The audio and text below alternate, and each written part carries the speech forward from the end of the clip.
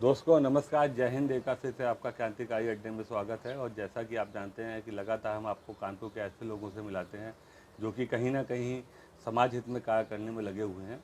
उसी कड़ी में हमारे साथ रिद्धिमा जी हैं जो कि काफ़ी युवा हैं और समाज के लिए कुछ बेहतर करने में लगी हैं। आइए उनका परिचय प्राप्त करते हैं, उनके बारे में जानते हैं। रिद्धिमा जी नमस्कार, स्वागत है नमस्ते। आपका। थैंक यू सो सबसे मच। पहले मैं चाहूँगा अपना परिचय हमारे व्यूवर्स को आप दें। बिल्कुल। मेरा नाम रिद्धिमा गुप्ता है, मैं कानपुर से ही बिलोंग करती हूँ और नोएडा में जॉब करती हूँ।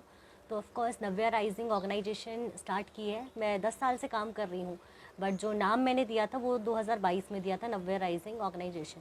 क्योंकि इसके पीछे भी एक बहुत बड़ी स्टोरी है। नव्या मेरी सिस्टर है, तो उसका नाम से मैंने ये शुरू किया था। व्हेन वी लॉस्ट हर, तो कहीं ना कहीं एक नाइट में मैंने सोचा, बहुत सारी चीज़ें फैमिली बैकग्राउंड से हुई कि एक होता है कि आपकी लाइफ से एक बहुत इंपॉर्टेंट पार्ट चला जाता है, एक पर्सन चला जाता है।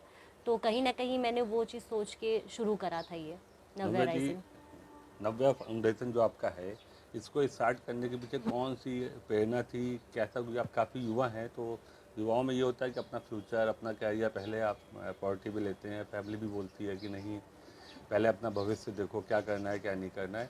तो कैसे आपको लगा कि नहीं, मुझे ऐसे सोशल कॉज करने हैं और इसी फील्ड में मुझे आगे जाना है? देखिए, करना शुरू 2014 से कर दिया था।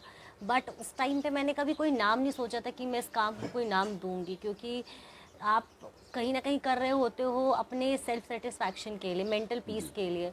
और कहीं ना कहीं जब आपके माँ बाप ने अपब्रिंगिंग ऐसी दी होती है कि दूसरों की मदद करने की, और कभी अपने बारे में ना सोच के दूसरों के लिए हेल्प करने रहता है, तो वो सारी चीज़ें माइंड में थी। फिर कहीं ना कहीं लोगों ने मुझे बहुत बोला था स्टार्टिंग में कि इसको ऑर्गेनाइजेशन बनाओ या एनजीओ बनाओ, कुछ तो बनाओ, जो काम कर रही हो उसको नाम दो।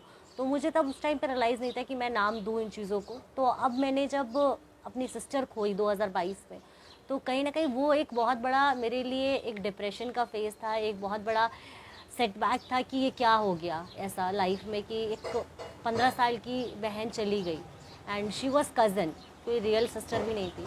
तो वो चीज़ें बहुत इम्पैक्ट करती हैं। वो सिर्फ एक कज़न भी नहीं थी, एक रियल सिस्टर से ज़्यादा थी, क्योंकि we all are like a family जो एक साथ रहती है, एक दूसरे के बारे में बहुत सोचती है। तो उस वजह से बहुत सारी चीज़ें हुई और फिर मैंने डिसाइड किया कि नहीं, इस काम को मैं नव्या राइजिंग दूंगी, क्योंकि कहीं ना कहीं वो चाहती थी कि उसका नाम हो और उससे कहीं लोगों की मदद हो। उसका कहीं ना कहीं एम था ये चीज़ का। तो ये जो आपकी नव्या राइजिंग है, थोड़ा डिटेल से आप बताइए, आप कैसे, आपकी कार्य प्रणाली है, कैसे आपकी एनजीओ काम करती है, आपके साथ कौन कौन है? नोएडा में भी आपने काफ़ी काम किया जी। हुआ है, अभी आप कानपुर में भी हो, तो कैसे करते हो आप ये सब? बेसिकली ये कहीं ना कहीं बहुत सारे एनजीओज़ के साथ जुड़ के है। इस टाइम पे मैं 250 प्लस एनजीओज़ के साथ जुड़ी हुई हूँ, जी। Pan India. जी। और सबके साथ मिलके काम करना होता है। कोई ऐसा नहीं है कि मैंने एक सेंटर खोल लिया है खाली और वो चल रहा है। सिंपल सा नव्या राइजिंग कहीं ना कहीं ये है कि it's a bridge for the people, कहीं ना कहीं कि जैसे कि अगर उनको किसी से कनेक्ट करना है तो I can make them connect as well in a good way. And apart from that, कहीं ना कहीं सेशंस लेना, गुड टच बैड टच के, मेंसुरेशन साइकिल्स के, कॉन्डम अवेयरनेस के, और एजुकेशन पर्पस से रिलेटेड कि सोसाइटी में हूँ वो चीज़ें अवेयर।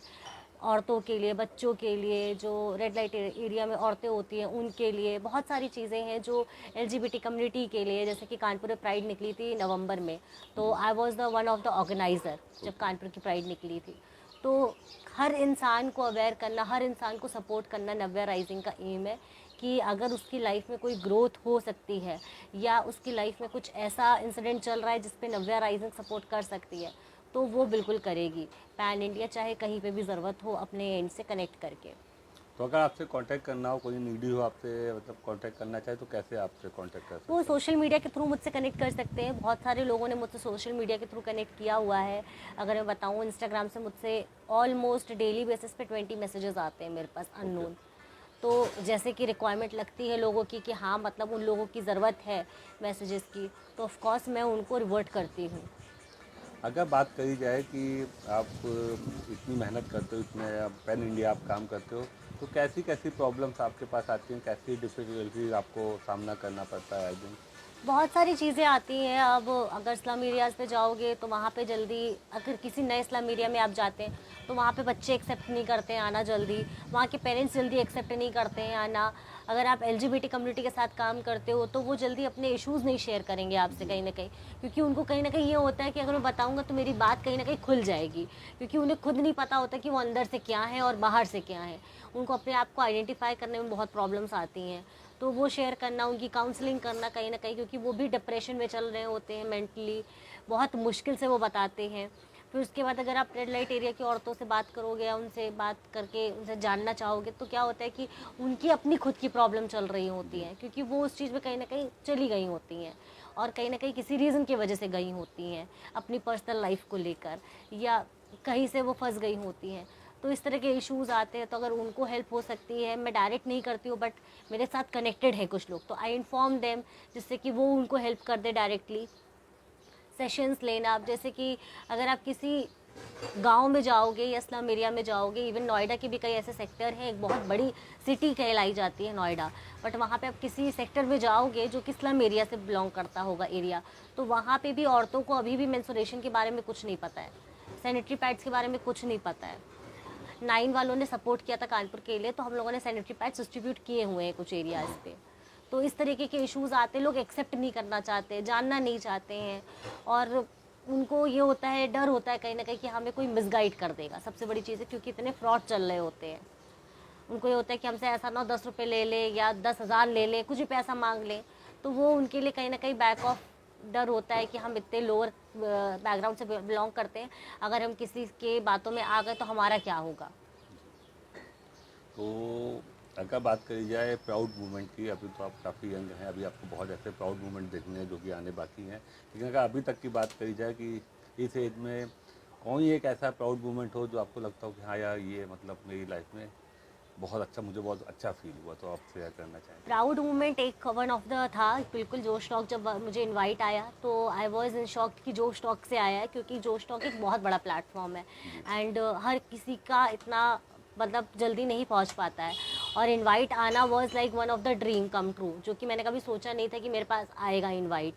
वहाँ पे पहुँचना, उस स्टेज पे पहुँचना, I was with my tears कि मैं वहाँ खड़ी हुई हूँ और अपनी स्टोरी लाइफ की बता रही हूँ कहीं ना कहीं, तो वो बहुत बड़ा कहीं ना कहीं प्राउड मोमेंट था। उसके अलावा डेली प्राउड मोमेंट छोटे छोटे होते रहते हैं कि जब आप उन बच्चों से मिलते हो, उनके माँ बाप से मिलते हो, तो वो आपको ग्रीड इतने अच्छे से करते हैं कि वो आपकी बात मानने के लिए रेडी हैं। वो माँ बाप ये कहीं ना कहीं कहते हैं कि हमारी बात नहीं मानते पर आपकी बात मानते हैं, और माँ बाप भी कहीं ना कहीं बात मानना शुरू कर देते हैं ये चीज़ें। तो ऐसे कई छोटे छोटे प्राउड मोमेंट्स आते हैं जब आप उनके बीच जाओ। ज़रूरी नहीं है कि आप पब्लिक फेस बन के खाली सिर्फ और सिर्फ एक स्टेज पे खड़े हो जाओ। पब्लिक फेस मेरे हिसाब से होता है कि जब आप किसी जगह, छोटी जगह जाओ और वहाँ पे 10 लोग आपको जानते हो, तो वो बहुत बड़ी होता है प्राउड मोमेंट कि आपको वो 10 लोग जानते हैं। जी, बहुत अच्छी बात है। आने वाले समय में क्या योजनाएं हैं आपकी, क्या करना चाहते हो आप? आने वाले समय में तो चल रही हैं चीज़ें, बट अभी अभी रिसेंटली कानपुर में मैंने 1.5 साल से काम करना शुरू किया है, तो मैं बताना चाहूँगी कि हम लोगों ने पन की क्लासेस शुरू करी हुई हैं, जिसमें कि आशा की किरण जो कि विपुल जैन चलाते हैं, तो उन्होंने और नव्या राइजिंग ऑर्गेनाइजेशन ने, दोनों ने मिल के वहाँ पर क्लासेस शुरू करी हैं निःशुल्क, बिल्कुल। और भिक्षा मुक्ति पे काम चल रहा है कि वहाँ के जितने भी बच्चे हैं तो वो 1 रुपये भी ना मांगे, और हम उनको इतनी फैसिलिटी दे पाए वहाँ पे कि जिससे कि वो वहाँ पे भीख मांगना बंद करके पढ़ाई पे ध्यान दे। तो हम दोनों ने अभी वहाँ पे शुरू किया है, तो ये चाहूँगी कहीं ना कहीं कि उस चीज़ पे आके आगे कानपुर के लोग जो हैं वो सपोर्ट करें, जो अपने एंड से कर सकते हैं सबसे ज़्यादा।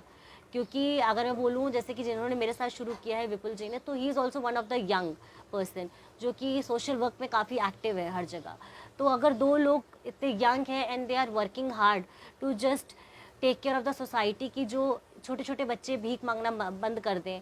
और पनकी मंदिर एक बहुत बड़ी जगह है कानपुर के अंदर जो कि बहुत मान्यता है वहाँ की, और वहाँ शुरू किया है, तो मैं यही चाहूँगी कि वहाँ पे सपोर्ट मिले हमें। और उसके अलावा छोटे छोटे हम लोग वर्कशॉप्स करते रहते हैं, तो ऑफकोर्स वहाँ पे भी सपोर्ट मिले, लोग हमें हेल्प करें कहीं ना कहीं आगे से आगे बढ़कर। जैसे कि 9 वालों ने हमें हेल्प करा कहीं ना कहीं, अतुल जी ने, और भी बहुत सारे ऐसे लोग हैं जो हेल्प करते हैं एक दूसरे की, जैसे कि कॉलेजेस वगैरह के जो प्रोफेसर्स हैं वो हेल्प करते हैं। तो चाहेंगे कि और लोग आएँ, इन सब छोटे छोटे जो हम लोग इवेंट्स करते हैं या छोटी छोटी चीज़ें करते हैं, स्टॉल्स लगाते हैं, हम अपने डोनेशंस के लिए, या फिर अगर आपको कभी डाउट होता है डोनेशन वगैरह का, तो आप बिल्कुल विजिट करिए हमारी लोकेशन पे। आप डोनेशन देने से पहले विजिट करिए, उसके बाद फिर आप डोनेशन करिए, या आपको जो भी कंट्रीब्यूशन करना है, आप सामान देना चाहते हैं वो करिए, पर आप पहले विजिट करिए। जो भी युवा आपको देख रहे हैं, सुन रहे हैं, जो भी आपके वो फॉलोअर्स हैं जो आपको जैसा बनना चाहते हैं, उनके लिए आप क्या मैसेज देना चाहोगे? मैसेज यही देना चाहूँगी कि एक दूसरे की हेल्प ज़रूर करते रहना चाहिए, और एक सपोर्ट बहुत ज़रूरी है करने के लिए, क्योंकि जब तक हम एक दूसरे की हेल्प नहीं करेंगे, सपोर्ट नहीं करेंगे, तब तक कुछ नहीं हो सकता है। ना मैं अकेले कुछ कर सकती हूँ, ना कोई और कुछ अकेले कर सकता है। तो अगर आपके पास कोई आता है तो ऑफकोर्स आप ये उसको कहीं ना कहीं सपोर्ट करें आगे से आगे बढ़कर।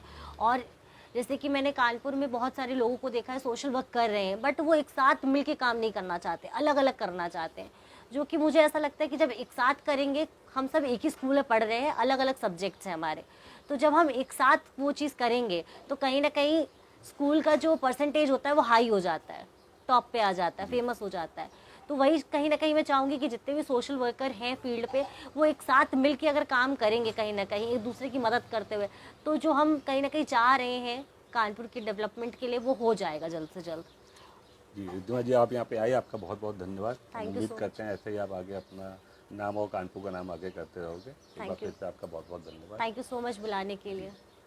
तो ये थे रिद्धिमा जी, जो कि आज बता रही थी कि कैसे ये सामाजिक बदलाव में लगी हुई हैं। आपको ये एपिसोड कैसा लगा ज़रूर बताएं। अगले एपिसोड में आपसे मिलते हैं, तब तक के लिए जय हिंद, जय भारत, नमस्कार।